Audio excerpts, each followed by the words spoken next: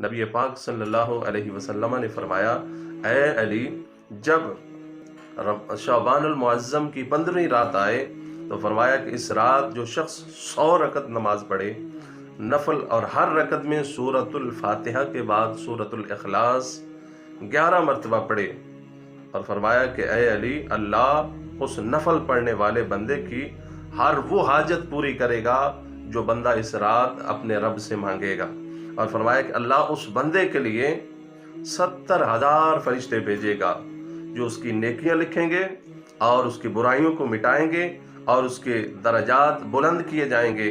और फरमाया कि अगले साल तक उसके लिए ऐसा ही होता रहेगा कि फरिश्ते पूरा साल जो है वो उसके गुनाहों को मिटाते रहेंगे और नेकियां दर्ज करते रहेंगे, जबकि वो बंदा अपने आप को कबायर से बचा के रखे, कबीरा गुनाहों से बचा के रखे। और फिर फरमाया कि ए अली, मरने के बाद उस बंदे के लिए अल्लाह जन्नत अदन में 70,000 फरिश्ते मुकर्रर फरमाएगा और 7 लाख उसके लिए बहिश्त के अंदर शहर बनाए जाएंगे। अल्लाह की शान वराउल वरा, उसकी बहिश्त, अल्लाह अकबर, क्या कहने उसके।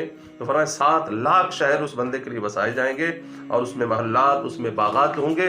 और फरमाया कि ऐसे बागात, ऐसे महल्लात जो इससे पहले न किसी ने सुने होंगे, न किसी के वहम गुमान में कभी उनका तसव्वुर आया होगा। तो फरमाया कि अगर वो उसी साल बंदा फौत हो जाता है तो फरमाया अल्लाह उसे शहादत के रुतबे पे फाइज फरमाएगा। और फरमाया कि हर हर्फ के बदले जो उसने सूरह इखलास पढ़ी है, सूरह इखलास के एक एक हर्फ के बदले अल्लाह उसे जन्नत की 70 हूरें अता फरमाएगा।